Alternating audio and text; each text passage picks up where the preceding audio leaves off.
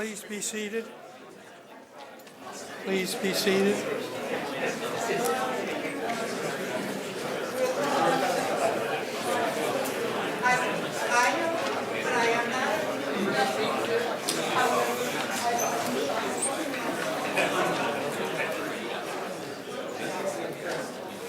Everyone be seated, please. Yeah, I will ask everybody to come in a second. Oh, all right.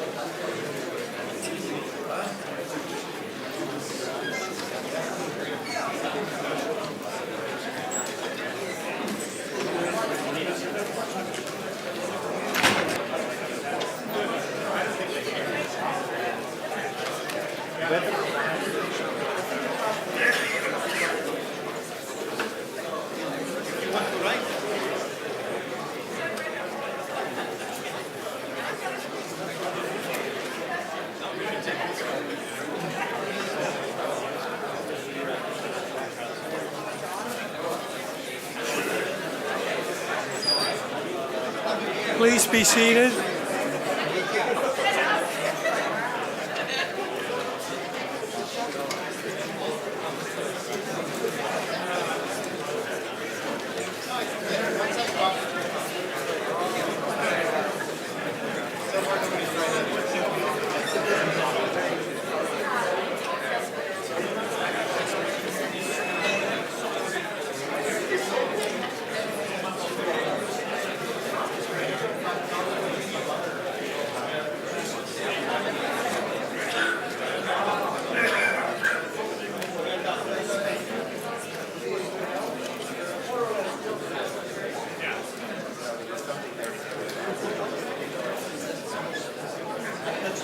Quiet, please. Quiet, please.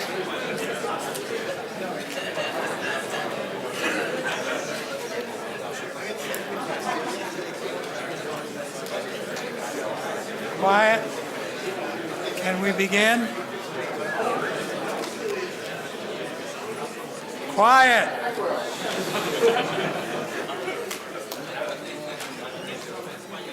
So is this work? Hello? Yeah, please speak into this. Okay. Thank you. Ed Witten needs no introduction, which is why they asked me to introduce him. His work on topological quantum field theory using Chern-Simons is just sensational. And if you've ever read any of his papers, after about 3 pages, you're in an entirely new world and an exciting one. So you can look forward to a terrific talk of Ed's entitled, if I can find it here, Super Riemann Surfaces Revisited. Thanks. So, thanks very much, Iz, for the kind introduction. And it's an honor to be invited here to speak at this wonderful conference in honor of the Gelfand Centennial. And I'll be talking about super Riemann surfaces, as Iz mentioned, specifically work with Ron Donagi showing that the moduli space of super Riemann surfaces is not split. Can you hear at the back? Okay. And, well, this topic was more popular in the 80s. So if you're my age or older, there's a decent chance you might have heard talks about super Riemann surfaces back in the 80s, and you probably think of it as a subject that came and went without any enduring residue. On the other hand, those of you who are much younger perhaps have not even heard the phrase super Riemann surfaces.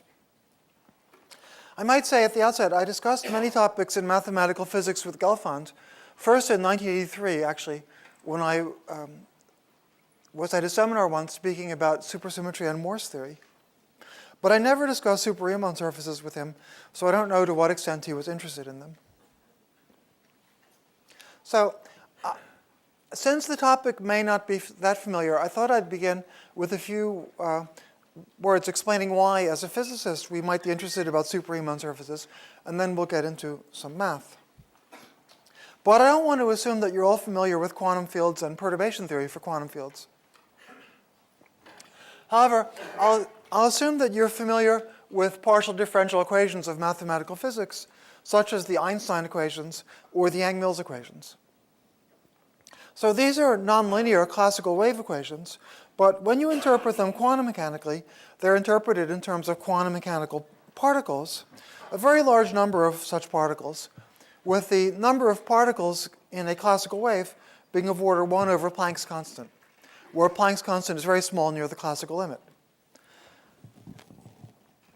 But the founders of quantum electrodynamics, Feynman and his generation, so the classical nonlinear partial differential equation gives an approximate account of the behavior of all these particles, but as a quantum physicist, you want to do better.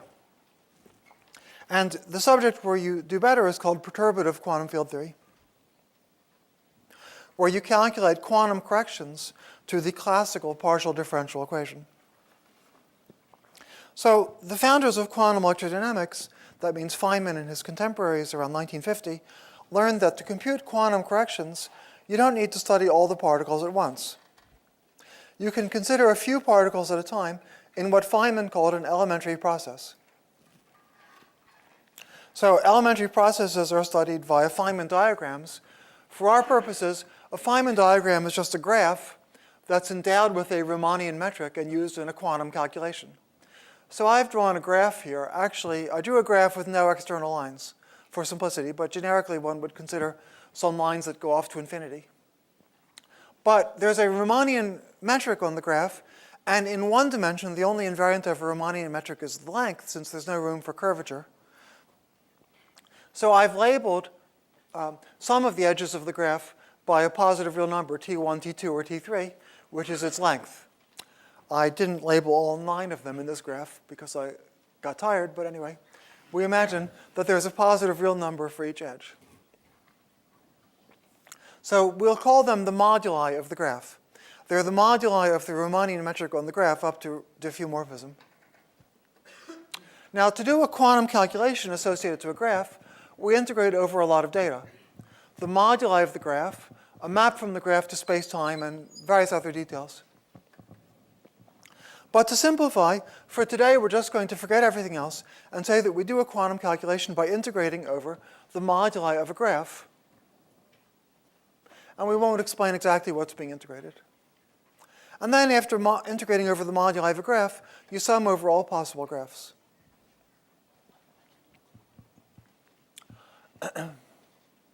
Now, one thing we observe at once is that the moduli space of a graph is not compact. Each length parameter could go to either 0 or infinity. So if it goes to 0, the graph degenerates to a graph with a smaller number of lines. And if it goes to infinity, the graph blows up in another way. These two limits play completely different roles in physics. So when t is large, it can be interpreted as the time a particle travels. And t going to infinity means that the particle travels at macroscopic time so that we can see it. So even without the details, let's just accept that the behavior for t goes to infinity is part of what makes quantum field theory work. Instead, for t going to 0, the graph degenerates. Its topology jumps. And here we run into the technical complications of quantum field theory, the short distance singularities and ultraviolet divergences. They have both good and bad aspects. Well, the good thing about the ultraviolet divergences, from a modern point of view, not so much for the people who lived through it in the 30s and 40s, is that it's difficult to tame them, and as a result, most classical field theories do not correspond to quantum field theories. It may not be immediately obvious why that's good, but it's actually one of the main reasons that physics made so much progress in the 20th century. For example, the part of the standard model of particle physics that describes the weak interactions was invented on the basis of very skimpy experimental clues, plus the difficulty of taming the short-distance singularities. In other words, there were very limited experimental clues, and if every classical theory had made sense quantum mechanically, the clues would have been hopelessly inadequate. But because, anyway, most classical theories didn't work quantum mechanically, that plus very limited experimental clues made it possible to invent the weak interaction part of the standard model. So this was crucial, among other things, in leading the founders of the standard model to introduce non-abelian Yang-Mills gauge theory, among other things. Now, on the bad side, the bad part of the fact that generic theories can't be quantized is that one of the theories for which the short-distance singularities can't be tamed, or at least that's the best we understand, is general relativity, Einstein's theory of gravity. So the known framework for quantum field theory doesn't work for gravity.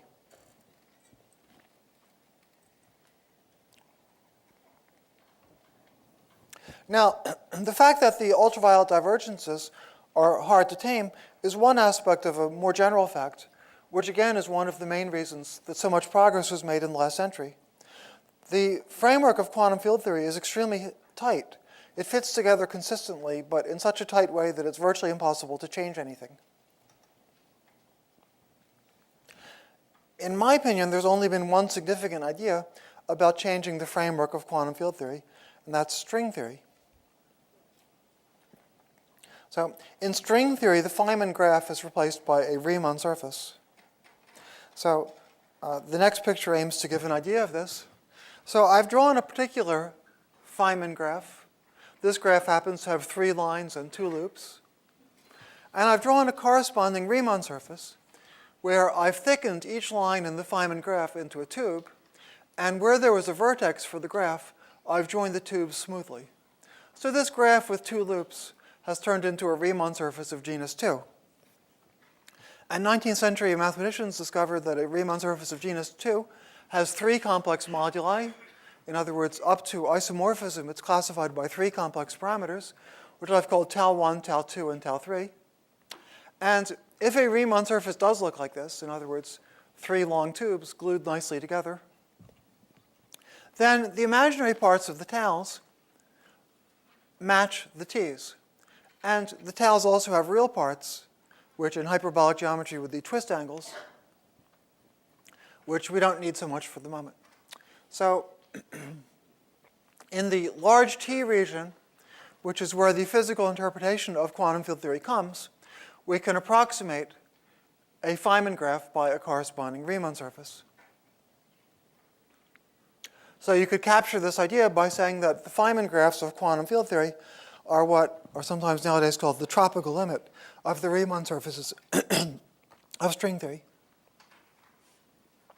But in string theory, there are no short-distance singularities because there's no analog of the degeneration of a Feynman graph when the t's go to 0.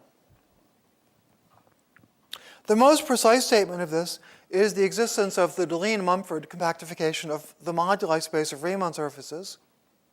This moduli space can be compactified while allowing no degenerations except for the ones that occur when the imaginary parts of the taus go to infinity. In other words, there are degenerations that correspond to the physical interpretation of quantum field theory, but there are no degenerations that correspond to the technical difficulties.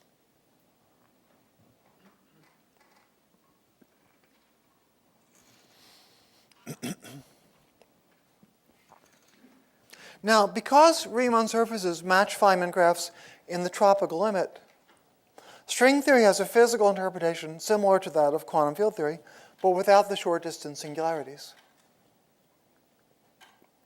The framework turns out to be even tighter than what for physicists is the familiar framework of quantum field theory. And because it is even tighter, well, there are a number of crucial differences, but the main reason for the interest in the theory, apart from its beauty and what's proved to be its mathematical power, is simply the following. In this framework, general relativity is inevitable while being impossible in ordinary quantum field theory. Here, when I say general relativity, I mean general relativity as an approximation that's good under ordinary conditions.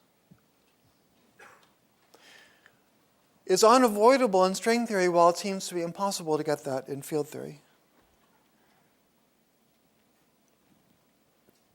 But unfortunately, explaining that, well, it would be a conceivable course for the rest of the lecture, but it wouldn't get us to super Riemann surfaces. Now, there's one more crucial detail I should tell you, which is that to really make the theory work, you have to use not classical Riemann surfaces, but super Riemann surfaces. I'll explain what they are in a moment. In string theory, you have to integrate over the moduli space of super Riemann surfaces together with more data, such as a map to spacetime. Just as when we had the graph, we integrated over the moduli of the graph plus more stuff I didn't describe. So here we integrate over the moduli space of super Riemann surfaces together with more stuff.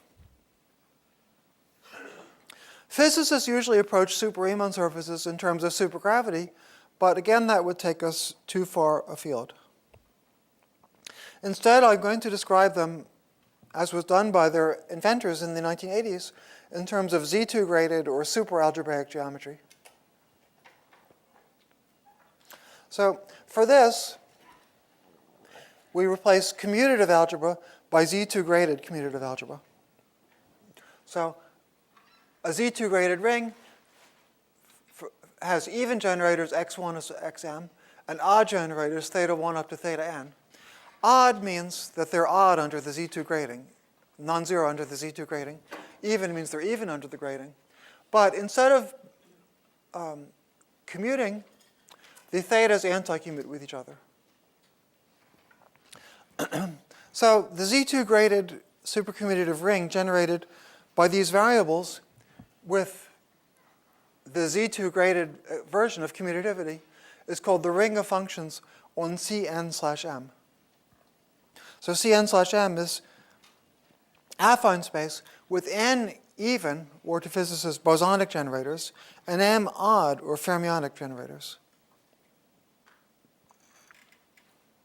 Now, a complex supermanifold of dimension n/m, so, okay, just as in ordinary algebraic geometry, well, okay. Perhaps we should say just as in complex analysis, you can take local pieces, a complex manifold with the topological space that locally is isomorphic to Cn for some n, with gluing functions that preserve the notion of what's a holomorphic function.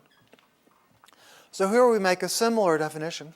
A complex supermanifold in the complex topology is locally isomorphic to Cn/M.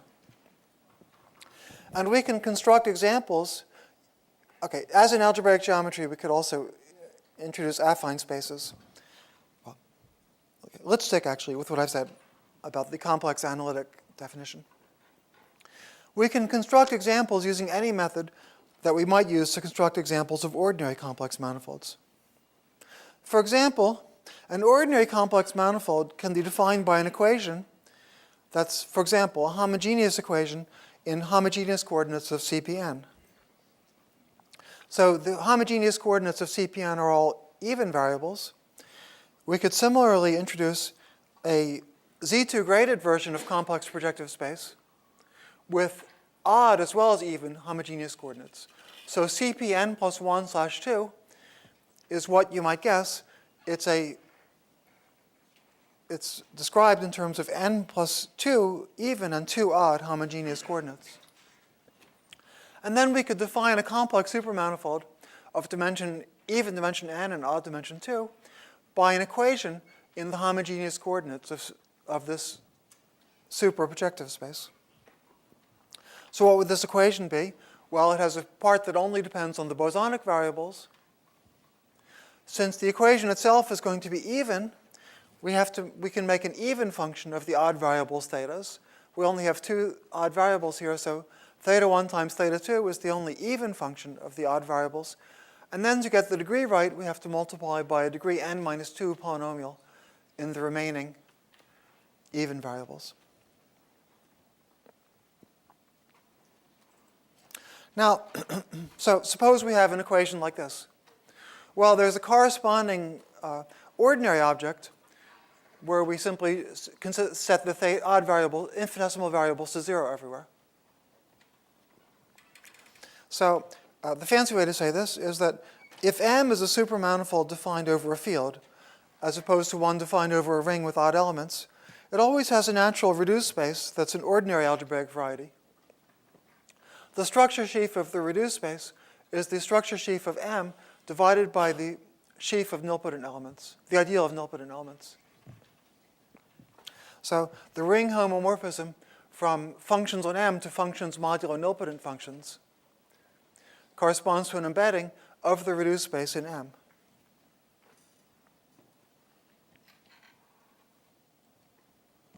So in ordinary algebraic geometry, since I is the sheaf of functions that vanish on the reduced space, you'd say that the normal bundle to the reduced space in M is I mod I squared. So here we say the same thing, but now this normal bundle is purely odd. It's a vector bundle of rank 0/m, where little m is the odd dimension of capital M.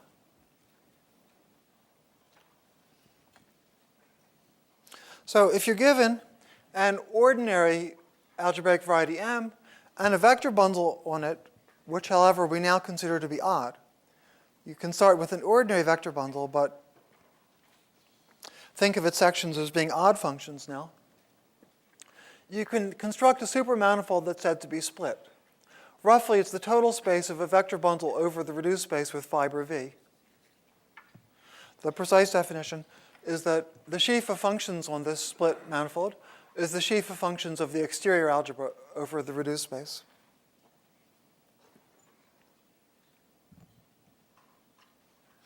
So this split object S is like an ordinary vector bundle, except the fibers are odd, but it has the property, like an ordinary vector bundle, that there's a natural holomorphic projection from the split model to the reduced space. And again, just as if we were dealing with an ordinary vector bundle, this projection is the left inverse of the inclusion of the zero section in S, in the sense that pi composed with that inclusion is 1. So a supermanifold M with a holomorphic projection pi to its reduced space that obeys this condition is said to be projected. And M is said to be split if it's actually isomorphic to the corresponding split model.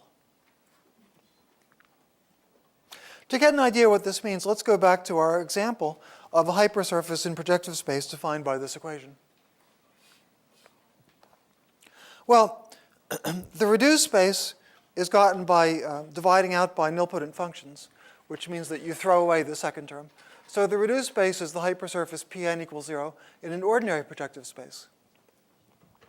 And we could get a projection which with two odd variables is the same as a splitting from x to its reduced space if there were a change of variables that removes the thetas from the equation. But if you think about it a bit, you'll see that there isn't any change of variables that globally will let you eliminate this second term from this equation. So see, if we could make a change of variables to eliminate the second term, then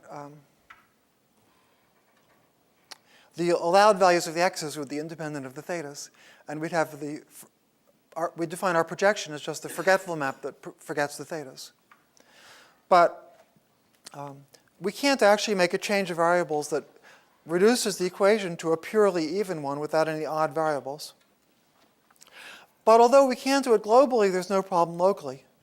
We just cover the reduced space by open sets on which the derivative of the polynomial p with respect to the ith variable is non-zero. And then upon restriction to that set, we split the restriction of x by a simple change of variables where we divide by dp dx that does remove the thetas from the equation. So we can remove the thetas from the equation locally but not globally. So that construction gives us a splitting of x locally in each of the u's, but on intersections they don't agree. And if you analyze what's involved in trying to correct these splittings so they agree, you'll find out that the obstruction is a certain one-dimensional cohomology class on the reduced space with values in what I've indicated.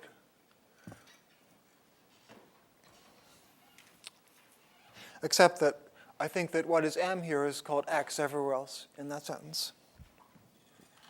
So in the specific case of this hypersurface X, this cohomology class is not 0, and X is not split. Now, our example was a little simple because the odd dimension was 2, and therefore, if I is the sheaf of nilpotent functions, I cubed is identically 0. In general, on any supermanifold, you can define a cohomology class omega 2, which determines whether there exists a splitting mod I cubed.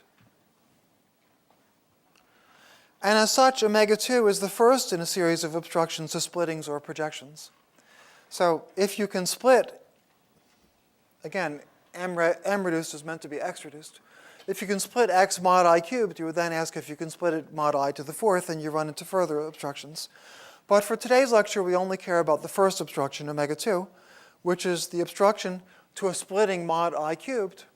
And I say a splitting or a projection because omega 2 actually obstructs either a splitting or a projection.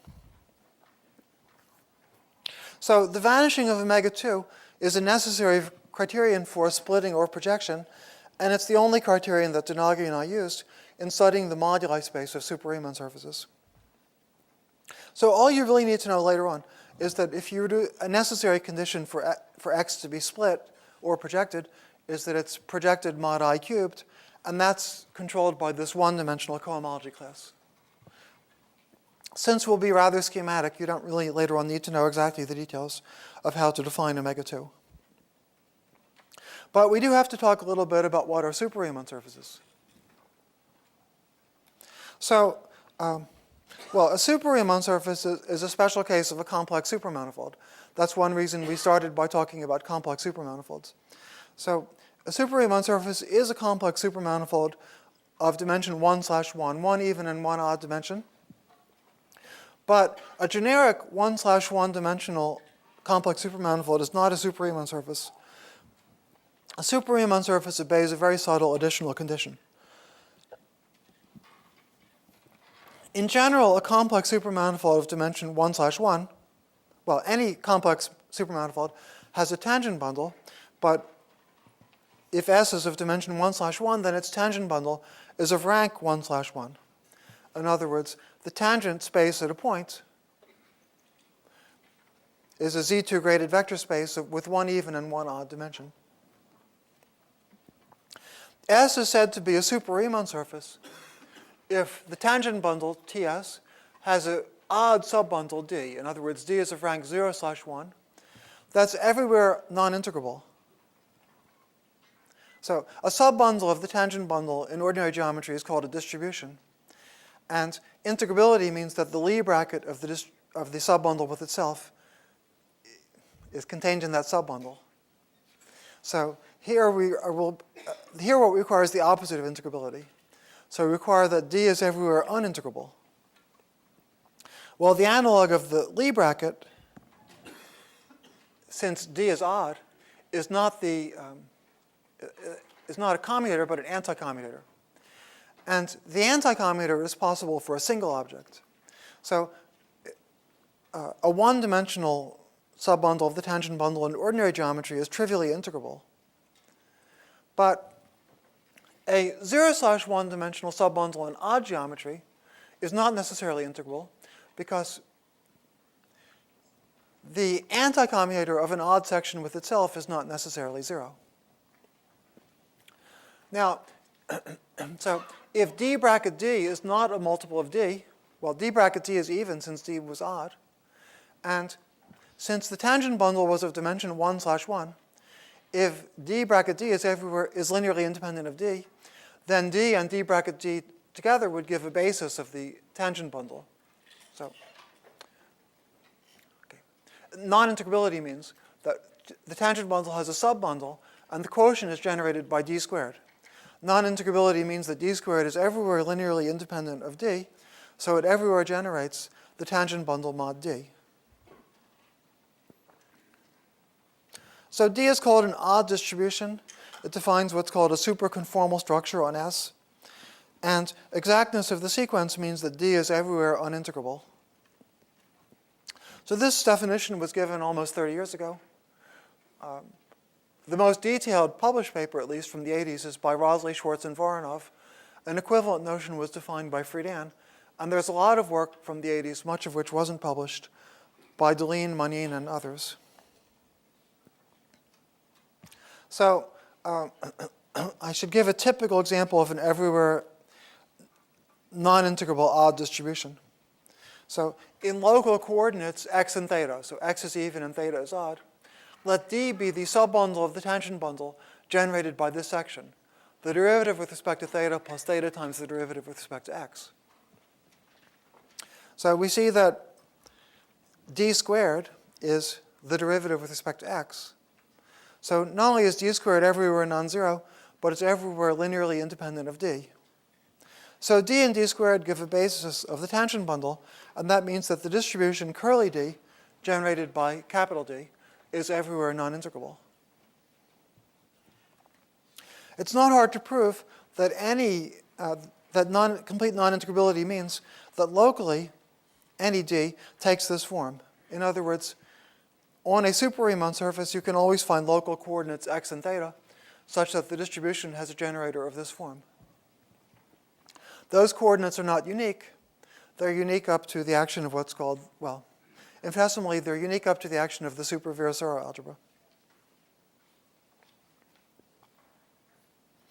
If S is a super Riemann surface, then its reduced space is an ordinary Riemann surface of complex dimension 1.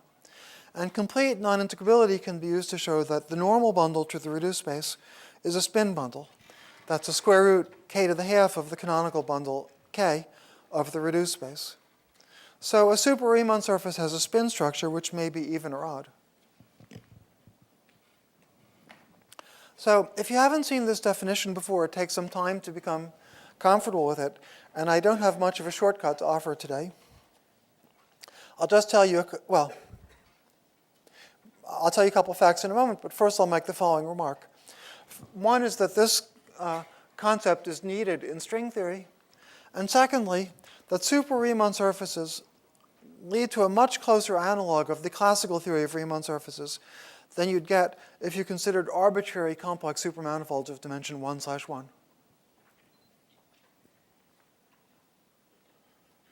I'll just give a couple of examples. So on a complex manifold, a divisor is a submanifold of dimension 1, and roughly it's prime if we can't build it out of different components. On a Riemann surface, there's a natural one-to-one map between a point and a prime divisor. That wouldn't work on a general 1/1 complex supermanifold. A prime divisor has codimension 1/0, and therefore dimension 0/1, but a point has codimension 1/1. So on a generic complex supermanifold, points and divisors are different things. But on a super Riemann surface, there's a natural correspondence between points and divisors. That's because if S has an odd distribution, if S has an odd subbundle D of rank 0/1, then to a point in S, you can associate a submanifold of dimension 0/1 by asking that it passes through P in the direction given by the fiber of D at P. So, see, since D is unintegrable, you can't partition S according to the leaves of D. But individual leaves still make sense, and there's a unique leaf that passes through P. So to every point P, there is a corresponding divisor, which is a 0/1 dimensional variety that contains P, and whose tangent space is the fiber to D at P. And if D is completely non-integrable, you can show that this gives a one-to-one correspondence between points and prime divisors. A second example arises if we look at try to find an analog of the Jacobian of an ordinary Riemann surface. If S is a supermanifold of dimension 1/1, we can try to imitate the usual construction of the Jacobian of an ordinary Riemann surface, starting with the usual sequence of sheaves, where the map from O to O star is the exponential.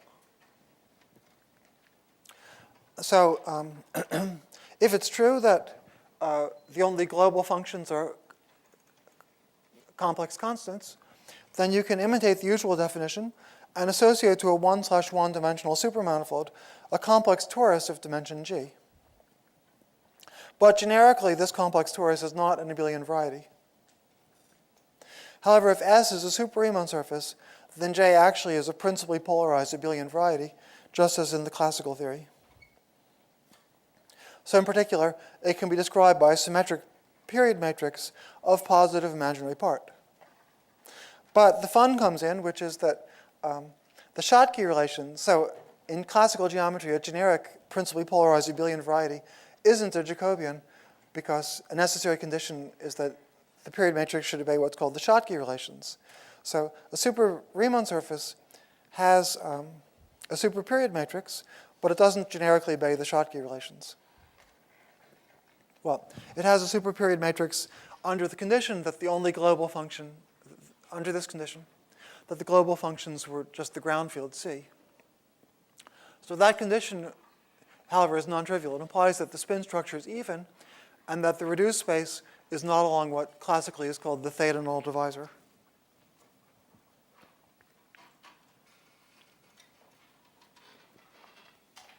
So, super Riemann surfaces have a moduli space that was studied by Deligne in the 80s. Its reduced space is the moduli space of ordinary Riemann surfaces with spin structure. So now it's natural to ask, well, a basic question about any complex supermanifold, and here our complex supermanifold is the moduli space of super Riemann surfaces, is whether it can be constructed in an elementary way from classical objects. In other words, is it projected or split? So if so, then the moduli space of super Riemann surfaces is a much less interesting object mathematically, especially in the split case. If the moduli space of super Riemann surfaces were split, that would mean that this space you wouldn't really have to consider this space as an independent entity in its own right. Well, it means that it would be a standard type of object that you could construct from classical ingredients. Conceivably, the theorem saying this moduli space was split would be useful. Maybe if you had natural constructions that gave rise to super Riemann surfaces, then the natural splitting of the moduli space might be important. But the moduli space per se would be much less interesting if it were split, and somewhat less interesting if it was projected. On the other hand, in string theory, a projection might have been useful. So if you had a projection of the moduli space of super Riemann surfaces to its reduced space, that could be the starting point of superstring perturbation theory. In other words, integration over this moduli space, one strategy would be to first integrate over the fibers of a hypothetical projection. And in low genus, this is actually a useful approach.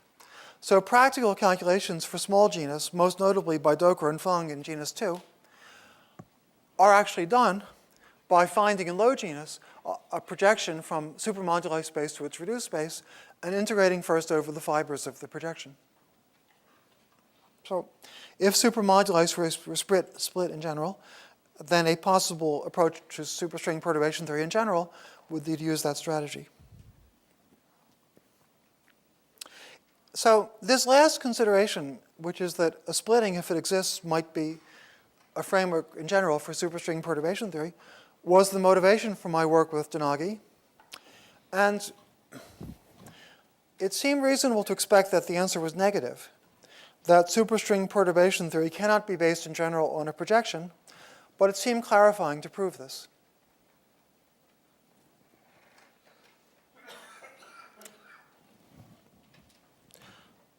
So there were a couple of reasons that I'd come to suspect the answer was negative. One is that although projections and splittings do exist in low genus, they tend to have funny properties, which suggested to me that when you went to higher genus, they wouldn't exist. And the second is that, to simplify slightly, although you can calculate using a,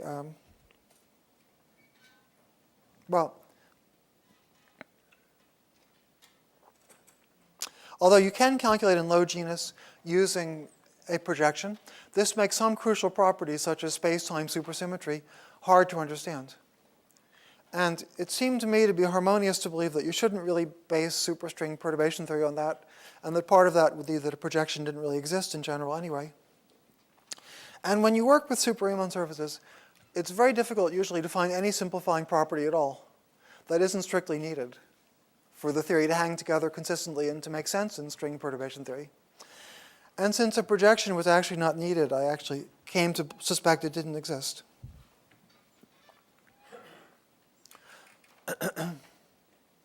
Now, there's an important detail, which is the following, that the moduli space of super Riemann surfaces, just like the corresponding classical space, has a natural Deligne-Mumford compactification. But we showed it to be non-projected without any consideration of this compactification. Non-projected is a stronger statement than non-split.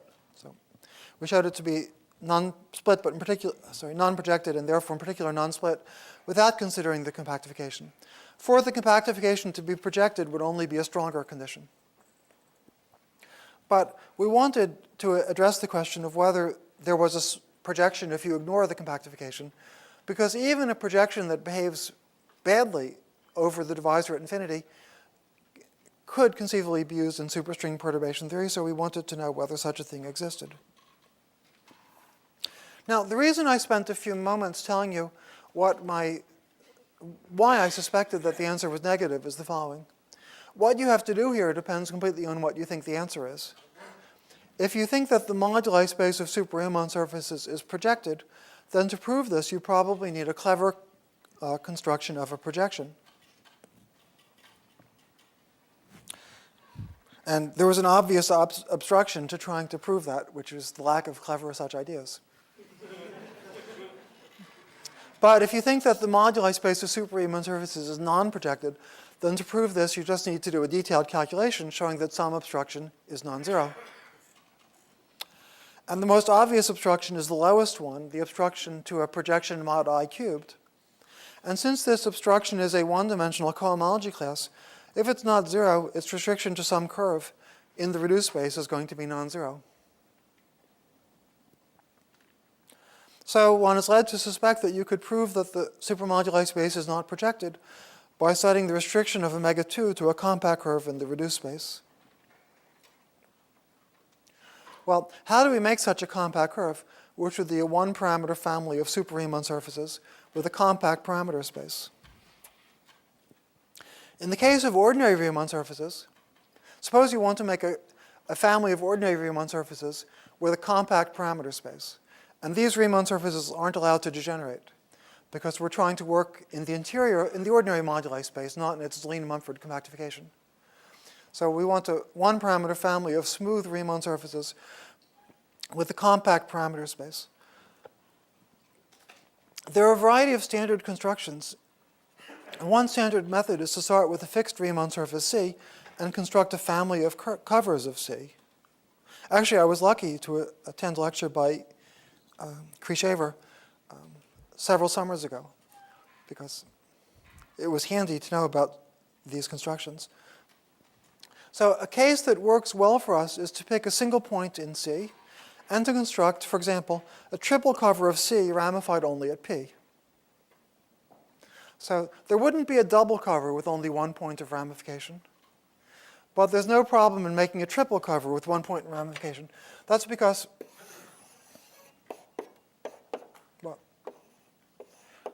a triple cover is a representation of the fundamental group.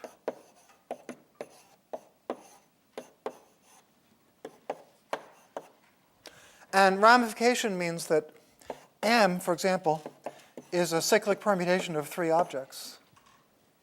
Well, it wouldn't work for a double cover because, well, the group of permutations of two objects is abelian, so all these commutators would go away, and M would have to be 1. But for triple covers, the group of permutations is non-abelian, so there's no trouble picking M to be a cyclic permutation and then finding A's and B's that obey this. So there's no problem finding a triple cover with only a single point of ramification. There isn't a unique one because there are finitely many choices of the A's and B's up to conjugacy. But up to conjugacy, there's a finite set of such triple covers, ramified only at a given point P. So this will work as long as we consider ramification of odd order. But 3 is a useful odd number, for example. So for every point P, there's a finite set T sub P of triple covers ramified only over P. T sub P labels the solutions up to conjugacy of that equation, where S3 is the group of permutations of 3 letters. I'll probably go back to, yeah, you can dim lights.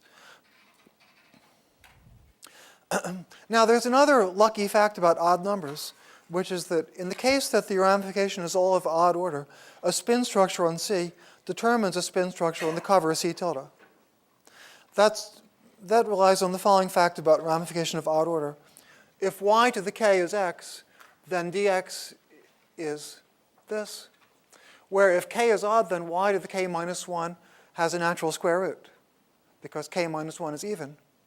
And the natural square root means that you have to correct by a factor of y to the k minus 1 over 2.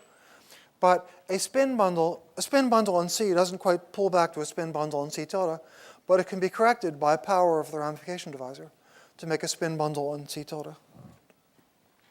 So if C is given a spin structure and C tilde is constructed by a cover with only a ramification of odd order, then C tilde gets a natural spin structure. So the pairs, which are P and TP, so a point in TP was a solution of our equation for a ramified cover. I wrote a finite unramified cover. Okay. This sentence is true. It confused me, though. So, okay. So the choice of a point. So we want to construct covers C tilde of C with ramification only at one point. But to choose such a cover, we need to pick a point P together with some additional data. So the additional data gives us an unramified cover of C, which I'll call C prime. And then C prime parametrizes a family of triple covers, C tilde to C, which are ramified only at one point. So if C has genus G, then C tilde has genus 3G minus 1. So we've constructed a family of Riemann surfaces of genus 3G minus 1 with a compact parameter space. And moreover, if we pick a spin structure on C, then all the curves C prime come with spin structures. So this is a classical construction for Riemann surfaces, but it also works for super Riemann surfaces.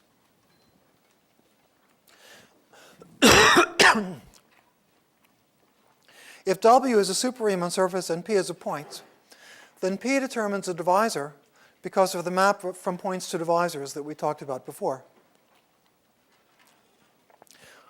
If we're given a super Riemann surface W and the divisor D sub P, okay, now it makes sense to talk about a ramified cover ramified over a divisor.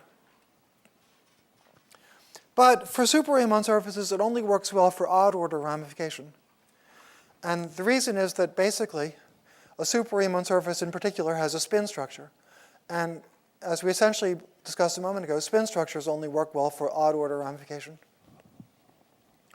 So if we're given a super Riemann surface and a point P, we can construct a triple cover, which will be a super Riemann surface double W tilde, just ramified over the divisor D sub P. So in this way, we get a compact family of super Riemann surfaces of genus 3G minus 1 with a compact parameter space B. B is an unramified cover of the super Riemann surface we started with.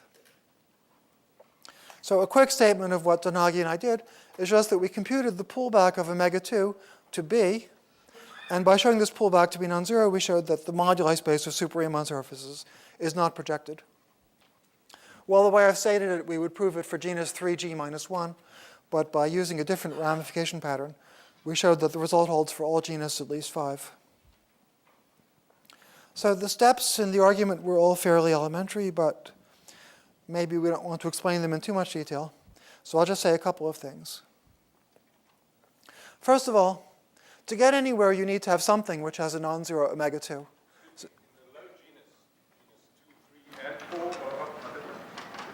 well, genus 2, you see, the classical moduli space is affine. So trivially, genus 2 is projected. But more than that, it actually has a nice projection that was used by Doker and Funk. Genus 3 and genus 4, I would presume, are not projected, but we didn't prove that.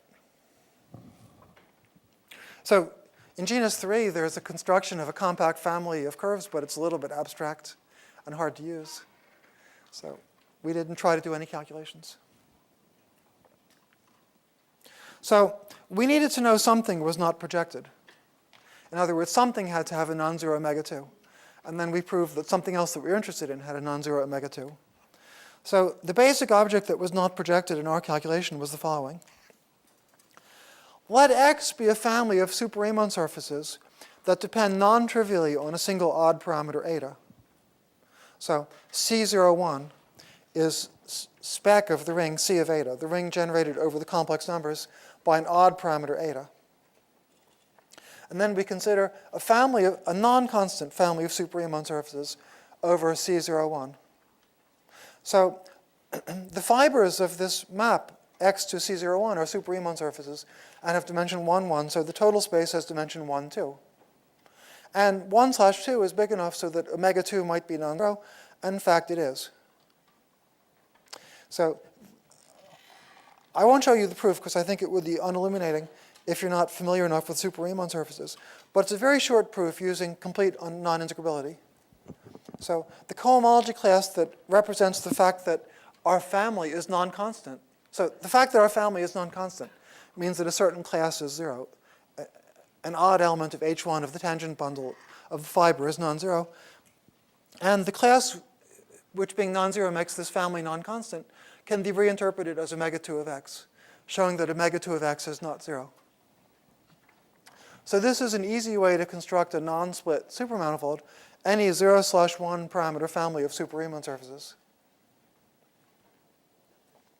Another useful fact is that if X is a supermanifold with omega 2 of X non-zero, then any unramified cover has the same property.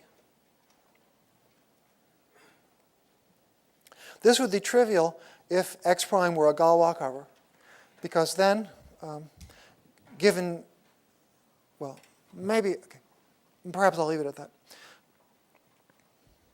So we use this for the case that X is what I just told you about, and X prime is the cover of X that's determined by the topological data we discussed, a choice of triple cover with 1 point of ramification.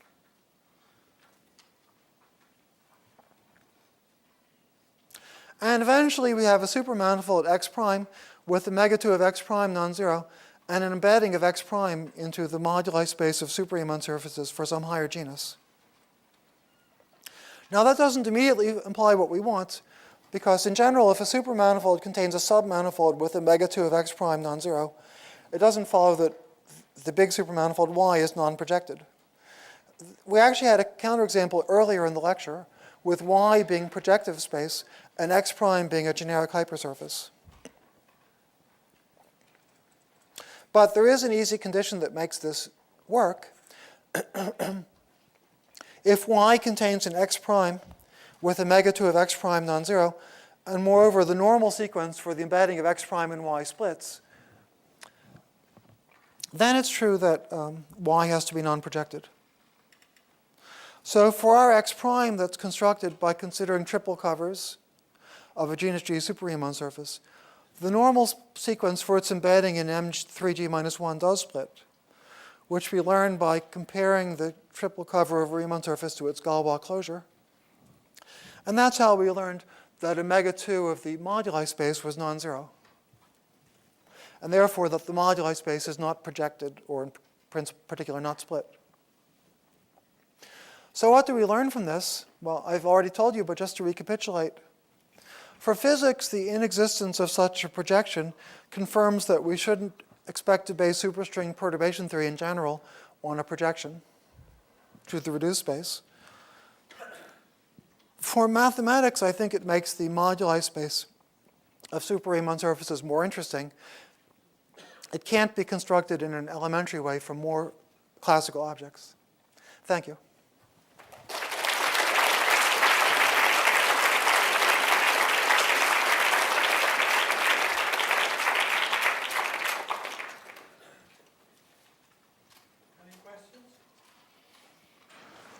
So some transcendental numbers can be constructed as integrals of some object over a manifold.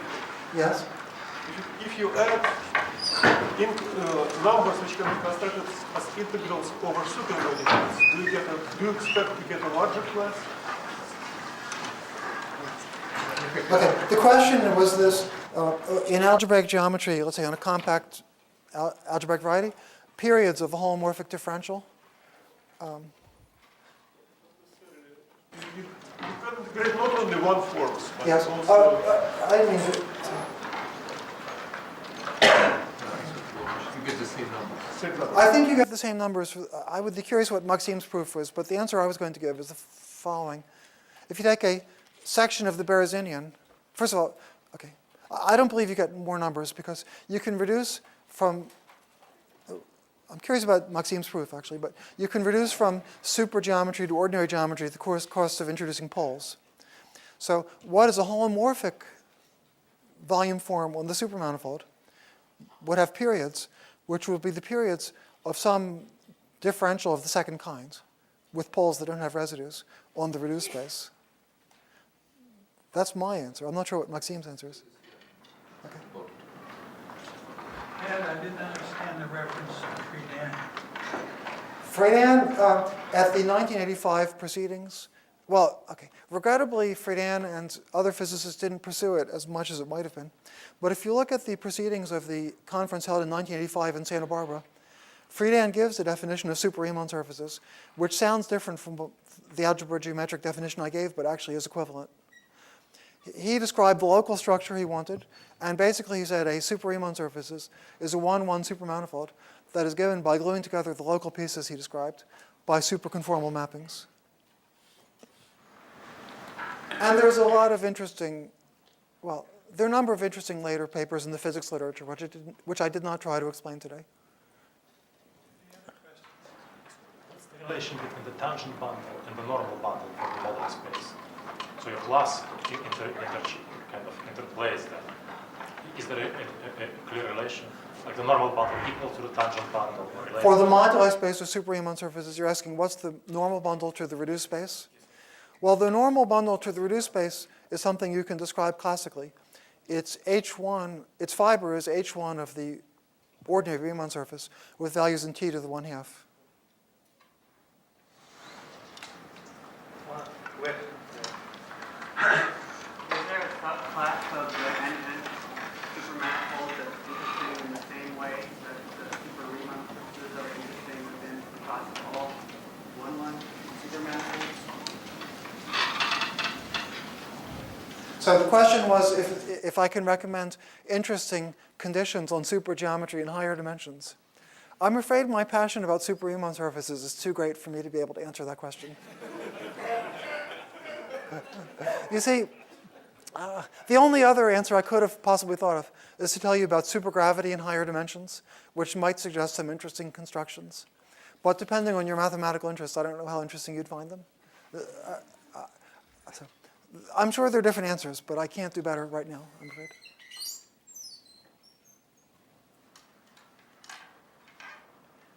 We have a half-hour coffee break and then a session on Gelfand reference.